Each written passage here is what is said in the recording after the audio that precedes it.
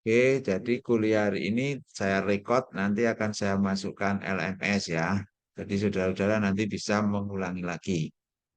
Di pertemuan pertama ini sudah saya jelaskan bahwa eh, ujian tengah semester tadi 20%, ujian akhir semester 30%, partisipasi dalam diskusi 20%, tugas individu 20%.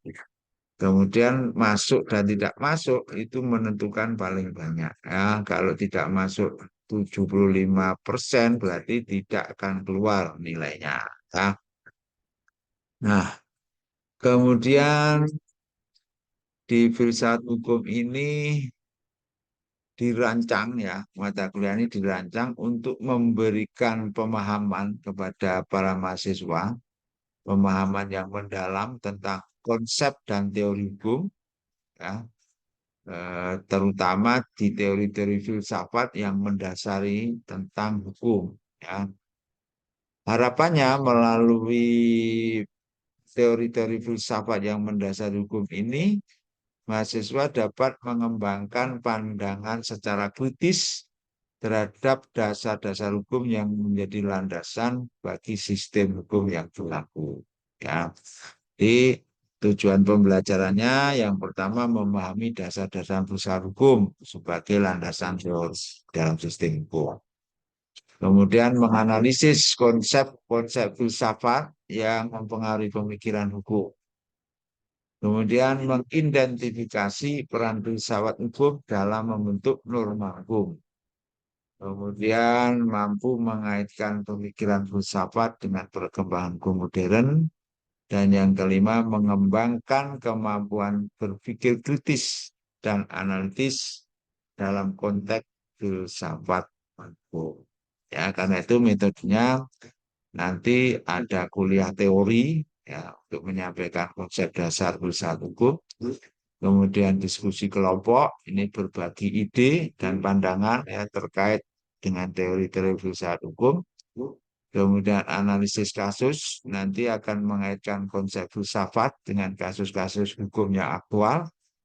Kemudian tugas individu dan kelompok itu penyusunan makalah dan nanti presentasi terkait dengan pemikiran filsafat tertentu. Nah, nanti akan saya uji dengan ujian tengah semester dan akhir semester sebagai penilaian pemahaman terhadap konsep dan aplikasi dalam konteks hukum. Tuh ya. Nah, nanti pembelajaran kita ada dua tadi yang saya sebutkan, blended learning ya. Jadi apa yang kita kemukakan hari ini terrekod dan nanti masuk ke LMS. Kemudian untuk pertemuan pertama kita akan bahas tentang pengertian filsafat ya. Yang kedua, ciri berpikir filsafat. Kemudian yang ketiga, prinsip dalam berfilsafat. Yang keempat, gaya berfilsafat. Yang kelima, cabang filsafat. Yang keenam, teori kebenaran. Yang ketujuh, ilmu dan pengetahuan filsafat. Kemudian yang kedelapan, ujian tengah semester. Kemudian yang sembilan, ada sumber ilmu dan filsafat hukum. Aliran filsafat hukum yang bagian pertama di pertemuan ke-10. Yang ke-11, aliran filsafat hukum bagian kedua. Yang ke-12, persoalan filsafat. Ya. Kemudian 13, persoalan filsafat bagian kedua. Kemudian 14, hakikat hukum. Yang ke-15, kesimpulan. Jadi nanti setelah itu baru ujian tengah semester. Tuh ya, jadi nanti kuliah kita blended sesuai dengan instruksi Pak Rektor, kita 4 kali minimal adalah menggunakan LMS ya. Tapi kita nanti akan semuanya mulai semester ini yaitu pertemuan 1 sampai ke 14 kita menggunakan LMS, absennya juga di situ ya. Bahan-bahannya juga saya kirim di situ. Oke, saudara-saudara, kita akan lanjut nanti jam 12 kita selesai karena ada azan zuhur. Kita masuk ke pengertian filsafat ya. bahwa filsafat itu berasal dari bahasa Yunani, dari kata philo dan sophia. Philo itu artinya cinta, sophia itu artinya kebijakan. Nah, jadi filosofia itu berarti cinta kebijakan. Cinta dalam arti luas, yaitu bermakna ingin mencapai. Jadi kalau saudara ingin mencapai, mencapai apa? Nah, yakni mencapai kepintaran, mencapai kebenaran tertinggi. Ya. Jadi Sophia itu bisa diartikan dalam arti pandai, dalam arti pengertian yang mendalam. Sehingga filosofia itu bisa diartikan keinginan untuk mencapai pengertian yang lebih mendalam atau ingin mencapai pinter. Definisi ini di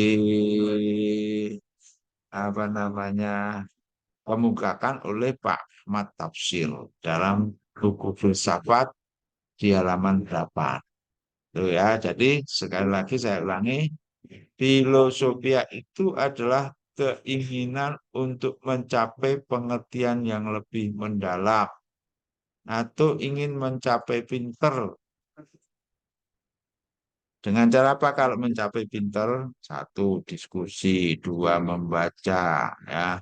Kemudian kuliah seperti hari ini untuk mencapai pinter. Nah, usaha-usaha untuk mencapai pinter inilah menurut Pak Ahmad Tafsir disebut dengan filosofia. Ya. Oke, sekarang yang kedua. Perkataan filsafat hingga hari ini masih menjadi misteri. Saudara, siapa yang paling awal memperkenalkannya? Ada yang mengatakan bahwa filsafat ini pertama kali diperkenalkan oleh Heraklitos. Kapan? Abad ke-6 sebelum Masehi. Dengan Heraklitos. Heraklitos itu siapa? Heraklitos itu seorang ilmuwan yang hidup di Yunani abad ke-6 sebelum Masehi. Dia mengatakan bahwa substansi dunia ini adalah api. Jadi dia mengatakan bahwa hakikat dari semuanya yang ada di dunia ini adalah api. Itu kata Heraklitos. Dan Heraklitos itu juga memiliki pemikiran yang sampai sekarang digunakan oleh berbagai kalangan. Dia mengatakan bahwa semua yang ada itu adalah perubahan. Ya. Jadi yang ada ini semuanya berubah, ya, tidak tetap, kata Heraklitos. Ya. Karena itu kalau ada orang yang sekarang ingin merubah suasana, merubah ketatanegaraan, merubah persoalan-persoalan yang sekarang sudah mapan, itu berarti dia menggunakan teorinya Heraklitos. Ya. Nah, lawannya dari Heraklitos itu namanya adalah Parmenides, saudara-saudara. Kalau Parmenides ini mengatakan bahwa dunia ini tidak berubah, tetapi dunia ini adalah diam. Itu Parmenides ya. Nah, kalau dikaitkan dengan politik gimana, saudara-saudara? Saudara kan bisa melihat kemarin ya, kelompok yang menginginkan perubahan di Republik Indonesia itu. Nah, orang yang menginginkan perubahan itu berarti dia menggunakan teorinya Heraklitos. Di saat yang bersamaan ya, ada penguasa yang ingin untuk mempertahankan dirinya. Artinya bahwa dia ya, itu merupakan hakikat dari hidupnya dia. Di perlawanan antara Heraklitos dan Parmenides sebenarnya hari ini masih berlangsung. Nah, oke, tetapi saya tidak akan memperpanjang antara perbedaan pemikiran antara Heraklitos dengan Parmenides ya. Saya akan langsung mengemukakan bahwa pendapat tentang filsafat itu dikemukakan ya bahwa kata filsafat itu pertama kali yang memperkenalkan adalah Pythagoras. Jadi ada dua ya. Tadi ada yang mengatakan Heraklitos, ada yang mengatakan Pythagoras. Siapa Pythagoras itu? Pythagoras itu ilmuwan matematika. Dia yang menemukan rumus ya A kuadrat B kuadrat sama dengan C kuadrat. Ya, dia yang menemukan rumus Pythagoras. Dia ahli matematika. Tetapi dia seorang filosof. Ya, jadi seorang filosof itu tidak mesti harus kuliah di Fakultas Filsafat. Tetapi para filosof itu juga bisa berasal dari kelompok cendekiawan, ahli matematika, ahli fisika. Nah, kalau di Indonesia kita lihat Pak Yuyun Surya Sumantri itu dosen ITB ya, dia ahli di bidang eksakta, tetapi dia menulis buku filsafat ilmu yang sangat terkenal itu yang kita pakai juga. Nah, menurut Pythagoras ya yang hidup 572 ya sampai 497 sebelum Masehi. Artinya dia di abad ke-5 ya. Abad ke-5 Masehi setelah Heraklitos ya. Awalnya ketika Heraklitos itu ditanya, orang-orang di sekelilingnya bertanya pada maksud saya pada Pythagoras ya. Karena Pythagoras ini seorang intelektual matematika, dia menghitung cepat sekali ya, dia penemu rumus A kuadrat B kuadrat sama dengan C kuadrat yang sampai hari ini masih kita gunakan. Itu ditemukan oleh Pythagoras abad 5 sebelum Masehi. Artinya sebelum Nabi Isa lahir. Nabi Isa lahir tanggal tahun 1 Masehi ya. Sementara ini 5 sebelum Masehi, berarti 500 tahun. Nah, ya, Pythagoras sudah berpikir seperti itu dan sudah menemukan rumus matematika yang sampai hari ini masih kita gunakan. Nah, Pythagoras meskipun pintar seperti itu, ketika dia ditanya oleh teman-temannya, Ras Pythagoras, kamu kok pintar sekali, kok bisa menemukan rumus yang sangat luar biasa, itu gimana? Nah, si Pythagoras ini dengan rendah hati dia menjawab bahwa dirinya itu hanya pecinta kebijakan, lover of wisdom.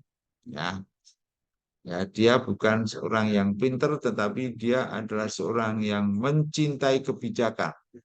Dalam bahasa Latin, pencinta kebijakan disebut dengan filsafat. Karena itulah maka filsafat ini berasal dari kata-kata Pythagoras saat ditanya, kemudian dia menjawab dirinya hanyalah pencinta kebijakan atau lover of wisdom atau filsafat. Maka sejak dari itulah kata-kata filsafat itu ditemukan. Oke. Pada periode selanjutnya di zaman Sokrates ya, itu juga di abad ke-5 sebelum Masehi, kata filsafat ini digunakan dalam karya-karya para pemikir lain, misalnya Plato, dalam buku yang berjudul Phaedros. Nah, dalam karya ini, Plato menerangkan bahwa makhluk bijak itu artinya adalah sopos. Nah, sopos. Oleh karena itu, Plato kemudian menjuluki ya, manusia pencinta kebijakan itu adalah sebagai filosof. Nah, sejak saat itulah kemudian kata filosof atau filsafat berkembang sebagai sebutan bagi manusia yang mencari kebijakan. Jadi kalau saudara-saudara saat ini masih bingung untuk hidup itu kayak apa, kemudian bingung tidak menemukan, saudara pada saat ini disebut sebagai filosofus, orang yang mencari kebijakan. Nah, dengan demikian maka pengakuan bahwa manusia bukanlah makhluk yang sudah bijaksana, tetapi sedang berproses menjadi bijaksana, itulah yang disebut dengan filosof. Ya. Selain itu, saudara-saudara, banyak sumber yang menegaskan bahwa sophia itu mengandung arti yang lebih luas dari kebijaksanaan. Apa? Satu, kerajinan. Dua, kebenaran utama. Tiga, pengetahuan yang luas.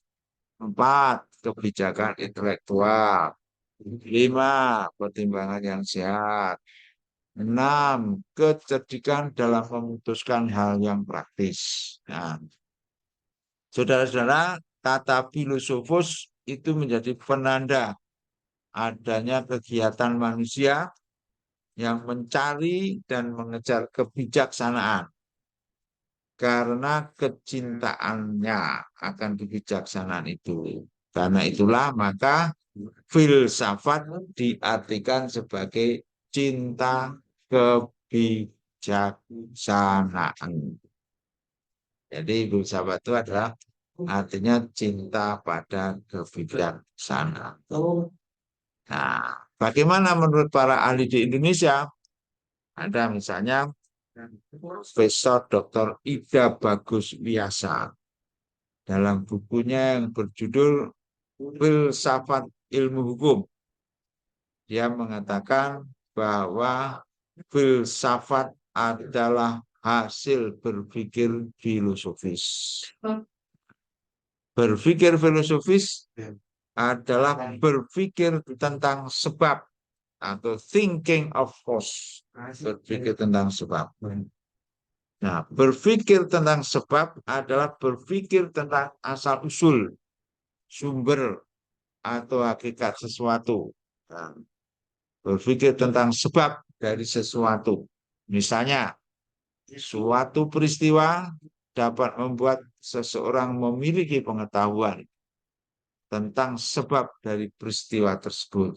Ya, nah, pengetahuan tentang sebab dari suatu peristiwa dapat membuat orang memahami asal-usul atau hakikat dari peristiwa tersebut.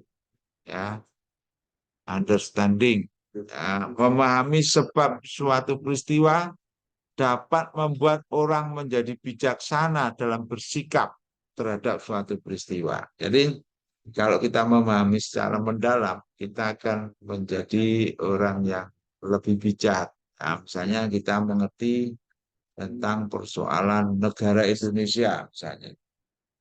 Wah, kita kan tahu bahwa negara Indonesia ini memiliki persoalan-persoalan yang berat ya. Kalau kita sudah mengetahui itu, maka kita akan menjadi bijak ketika kita mengomentari atau diajak berpikir untuk perkembangan negara Indonesia ke depan. Nah, oleh karena itu, saudara-saudara, seorang yang berfilsafat atau seorang filsuf ya disebut bijaksana karena ia memiliki pengetahuan tentang sebab. Ia memahami atau memiliki pengertian tentang sebab suatu peristiwa. Dia menguasai betul bahwa peristiwa itu seperti ini. Nah, karena itu tidak ngawur dia ya.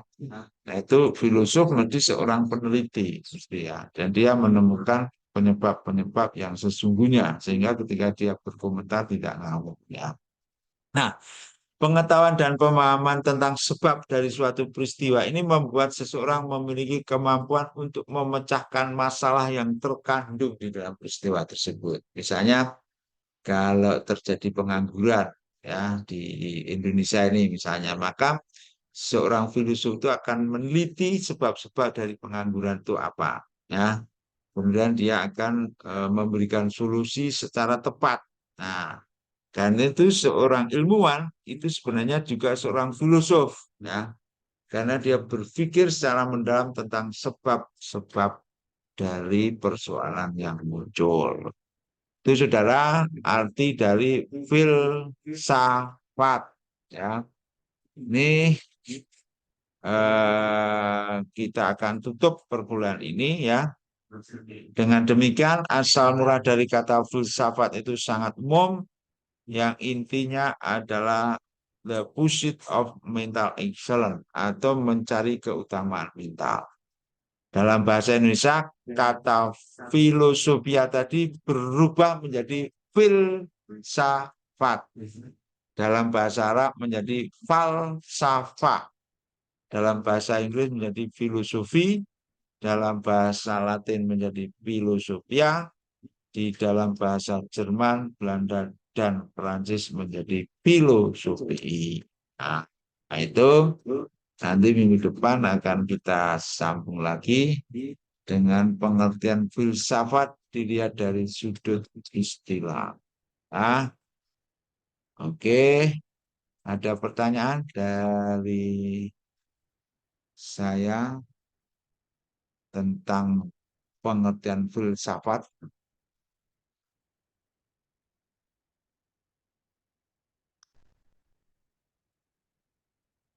Halo, saudara-saudara, ada Belum, Pak. pertanyaan? Ya, ya. Silakan kalau ada pertanyaan. Bu, mboten, Pak. Cukup, Pak. Tidak ada, Pak. Tidak ada. Sudah Tidak paham ada. semua, ya. Alhamdulillah. Alhamdulillah. Oke, sekarang saya yang akan bertanya kalau sudah paham semua, ya. Oke, yang pertama pertanyaan saya. Ya. Jelaskan pengertian filsafat dari segi bahasa. Pertanyaan saya ada 5 ini, jadi harus saudara jawab, ya, sebelum sebelum nanti masuk. Saudara-saudara minggu depan harus sudah mengumpulkan di LMS, ya, saudara. Yang kedua, jelaskan pengertian filsafat dari segi istilah. Nah, kemudian yang ketiga, menurut Yuyun Surya Sumantri, berdasarkan pengetahuan yang dimiliki, ada 4 jenis manusia. Sebutkan dan jelaskan. Yang keempat, ada 7 pengertian filsafat menurut Yuyun Surya Sumantri. Sebutkan ke-7 hal tersebut serta jelaskan. Yang kelima, jelaskan pengertian filsafat adalah pengetahuan yang logis namun tidak empiris. Ini menurut Pak Ahmad Tafsir. Jadi ada 5 itu, ya. Itu semua sudah saya expose ke LMS. Saudara jawabnya juga lewat LMS, ya, karena ini hibrid, saudara-saudara. Sehingga saya harapkan penggunaan teknologi modern yang terkonek dengan Semada Dikti ini bisa maksimal. Oke, dari 5 pertanyaan, ada yang sudah jelas? Belum, Pak. Belum jelas semuanya. Kalau belum jelas, saya jelaskan. Oke. Kalau mboten Pengertian ngenten, filsafat dari sudut istilah. Ya. Melihat pengertian filsafat dari segi istilah berarti melihat filsafat dari segi definisi. Sehingga filsafat dari segi bahasa bisa kita jawab. Ya. Melihat filsafat dari segi definisi, maka kita akan menjawab pertanyaan saya yang pertama. Ya. Karena untuk membuat definisi suatu objek harus tahu dulu konotasi objek itu. Apakah definisi itu? Nanti akan saya jelaskan. Nah, berikut beberapa batasan tentang filsafat dari sisi bahasa. Ya. yaitu philo dan sophia. Philo itu cinta, sophia itu kebijakan. Jadi filsafat itu dari segi bahasa berasal dari Yunani, yaitu dari philo dan sophia. Philo artinya kebijakan, ya, sophia artinya kebijakan, philo artinya cinta. Oke. Dan yang kedua, pengertian filsafat dari sisi istilah. Ini agak panjang ya.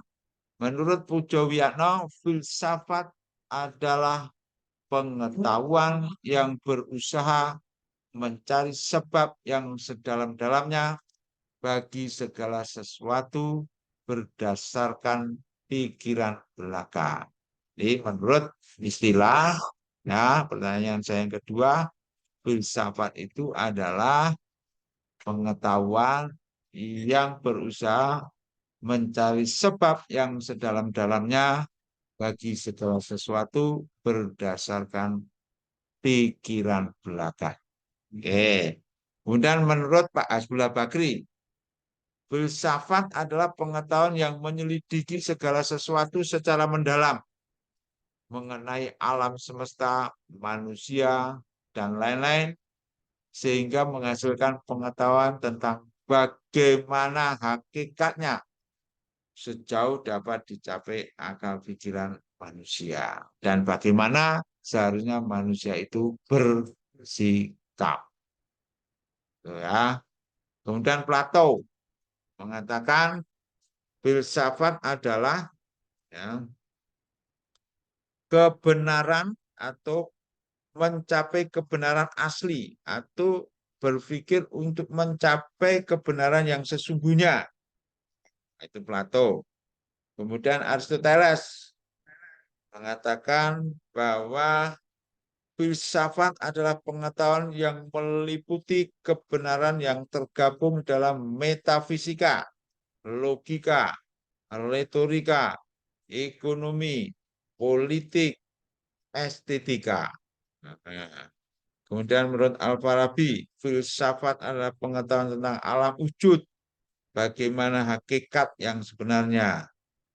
Di Al-Farabi mengatakan filsafat ialah pengetahuan tentang alam wujud, bagaimana hakikatnya yang sebenarnya. Kalau Heraklitus tadi ya, hakikat sebenarnya api. Hakikat dalam hidup ini adalah perubahan. Nah, hasil dari pemikiran Heraklitus tentang hakikat yang sebenarnya itulah yang disebut dengan filsafat menurut Al-Farabi. Kemudian menurut Mulder, ini orang Belanda ini, Mulder, dalam buku Pembimbing ke Arah Alam Filsafat, terbitan tahun 66, ini lama ini ya, mengatakan bahwa filsafat adalah pemikiran teoritis tentang susunan kenyataan sebagai keseluruhan. Nah, ini Mulder ini orang Belanda nih, gurunya Pak Jenal nih ya. Ini dia mengatakan filsafat itu pemikiran teoritis tentang susunan kenyataan sebagai keseluruhan. Nah, kemudian ada lagi pemikir dari Indonesia namanya Pak Kiai Abu Bakar Aceh. Ini dari Indonesia ini. Dalam buku Sejarah Filsafat Islam di halaman 9, ya, dia mengatakan bahwa filsafat itu masing-masing tokoh berbeda dalam mendefinisikan. Nah, kemudian ini ada lagi Pak D.H. Titus yang diterjemahkan oleh Pak Profesor Rasidi, ya, mantan Menteri Agama Indonesia yang pertama ini, Pak Rasidi ini. Dalam buku Living Issues in Philosophy, dia menjelaskan bahwa filsafat itu merupakan penelitian terhadap sebab terakhir. Jadi begini penjelasannya. Kalau saudara-saudara misalnya bertanya, ya, asal manusia itu dari mana? Oh, manusia dari bapak ibu kita. Bapak ibu kita dari mana? Dari mbah kita dari mana? Terus sampai sebab yang terakhir. Itulah disebut dengan filsafat. Ya. Selain beberapa pemikiran yang dikemukakan oleh para filsuf tadi, juga ada yang dari Indonesia. Siapa itu? Yang saya sebutkan tadi, Yuyun Surya Sumantri. Menurut Pak Yuyun Surya Sumantri, sebelum dia menjelaskan tentang arti filsafat, dia membagi manusia itu menjadi ya 4 kriteria. Ya, saudara nanti masuk di mana ya? Yang pertama, manusia yang tahu dirinya tahu. Jadi ada manusia yang tahu bahwa dirinya tahu. Ini yang paling baik ya. Kemudian yang kedua, manusia yang tahu dirinya tidak tahu. Jadi dirinya tahu bahwa ya, dirinya tidak tahu. Nah, ini baik. Nah, yang ketiga ini yang jelek nih. Manusia yang tidak tahu bahwa dirinya itu tahu. Dirinya ya, jadi manusia yang tidak tahu dirinya tahu. Ini jelek. Nah, yang paling jelek lagi manusia yang tidak tahu dirinya ya, ya bahwa manusia yang tidak tahu dirinya tidak tahu. Nah, ini yang terus jelek. Nah, oke, dan manusia jenis kedua yang dirinya tidak tahu akan bertanya cara memperoleh pengetahuan dengan benar. Ya, bagaimana saya untuk mendapatkan pengetahuan yang benar itu? Jawabnya, ketahuilah apa yang engkau tahu dan ketahuilah apa yang engkau tidak tahu. Pengetahuan dimulai dari rasa ingin tahu, sedangkan kepastian dimulai dari ragu-ragu atau skeptis. Nah, ini di sini ini ya, tokohnya yang tentang ragu-ragu ini ya.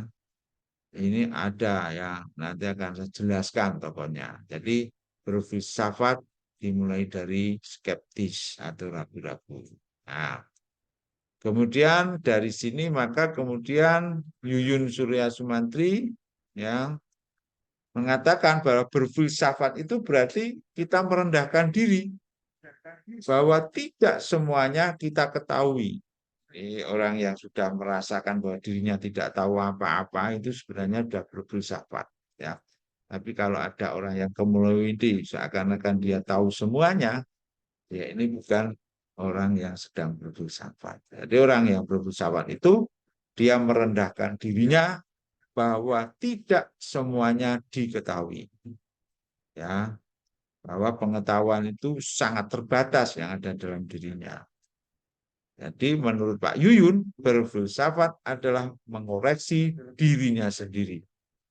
Atau semacam kejujuran untuk berterus terang seberapa jauh sebenarnya kebenaran yang sudah dimiliki atau sudah diperolehnya. Atau seberapa banyak, seberapa besar pengetahuan yang sudah diperolehnya. Kalau sudah sadar bahwa dirinya tidak tahu, maka itulah dia sedang berfilsafat. Ya, itu menurut Pak Yuyun Surya Sumantri. Itu yang pertanyaan kelima, saudara-saudara. Ya, jadi nanti pertanyaan keempat dan kelima ini ada di sini. Ya, apa? Ilmu merupakan jenis pengetahuan dari ribuan pengetahuan yang lain. Ya, bahkan kita sudah merasa menguasai ilmu-ilmu tersebut. Karena sejak SD kita sudah belajar. Wah, dikira kita sudah menguasai ilmu. Kemudian SMP, kemudian perguruan tinggi. Tapi sebenarnya kita sampai perguruan tinggi tidak tahu apakah ilmu itu sebenarnya. Ya. Jadi menurut Pak Yuyun Surya Sumantri, ini pertanyaan yang keempat, ada 7 pengertian filsafat menurut jujur. Yang pertama, mengakui secara jujur bahwa kita tahu hanya sedikit sekali pengetahuan yang kita miliki. Itu yang pertama. Yang kedua, kita belum tahu apakah sebenarnya yang saya ketahui tentang ilmu. Dan yang ketiga, ciri yang membedakan antara ilmu dan pengetahuan lain yang bukan ilmu. Apa itu? Misalnya tentang gaib, ya, tentang transenden, ya, tentang persoalan-persoalan yang di luar dari kemampuan nalar pikir. Kemudian yang keempat, bagaimana saya bisa tahu bahwa ilmu itu merupakan pengetahuan yang benar? Dari mana kita tahu bahwa ilmu merupakan pengetahuan yang benar? Jangan-jangan ilmu yang kita miliki itu tidak benar. Nah, menurut Pak Yuyun itu yang keempat. Kemudian yang kelima, kriteria apa yang kita pakai dalam menentukan kebenaran ilmiah? Ya, misalnya kebenaran ilmiah itu misalnya ketika Einstein mengatakan bahwa di dunia ini semuanya adalah relatif. Nah, benarkah itu bahwa semuanya relatif? Nah, di saat-saat tertentu Einstein mengatakan bahwa ada sesuatu yang tidak relatif, yaitu X. Orang Islam mengatakan X itu adalah Allah. Ini filsafat sudah seperti itu, sehingga Einstein menemukan rumus EMC kuadrat itu yang sangat terkenal, yang tidak dipahami oleh semua ilmuwan. Bahkan di Indonesia, tidak lebih dari 1% yang paham terhadap rumus Einstein EMC kuadrat itu. Ya. Kemudian yang keenam, mengapa kita mesti mempelajari ilmu? Untuk apa? Kata Pak Yuyun Surya Sumantri yang ahli eksakta dari ITB itu. Nah, yang terakhir atau yang ketujuh, apakah kegunaan dari ilmu yang sebenarnya? Nah, ini ya, jadi kita harus benar-benar mengerti. Misalnya saudara sebagai ahli hukum nanti. Nah, gunanya untuk apa ilmu hukum itu ya sebenarnya? Apakah untuk menindas orang lain? Apakah untuk membantu orang lain? Apakah untuk mencari uang dengan cara yang tidak benar?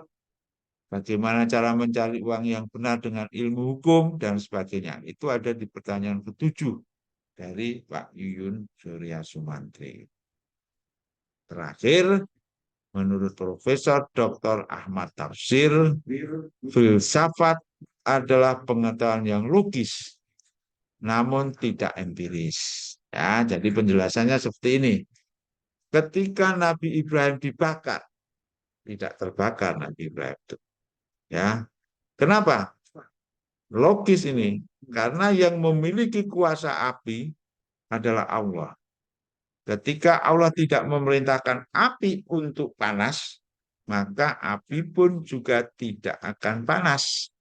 Sehingga ketika Nabi Ibrahim dibakar tidak terbakar. Karena api diperintah oleh Allah Subhanahu wa Ta'ala untuk dingin. Sehingga ketika dibakar Nabi Ibrahim kedinginan. Nah, ini logis. Nah, filsafat itu belajar seperti itu. Bahwa filsafat adalah pengetahuan yang logis, namun tidak empiris. Oke, jadi 7 pertanyaan sudah saya jawab. Tinggal saudara mengganti dan memasukkan ke LMS. Ya, dan hari ini penjelasan saya juga saya masukkan ke YouTube saya. Dan YouTube saya itu nanti linknya saya masukkan ke LMS sehingga saudara bisa mengulang lagi. Oke, sampai ketemu minggu depan. Dari sini ada yang paham? Insya Allah paham, Pak. Alhamdulillahirrahmanirrahim. Mudah-mudahan dipahamkan ya. Rabbi zidni ilma warzuqni fahma. Ya, Rabbi zidni ilma warzuqni apa?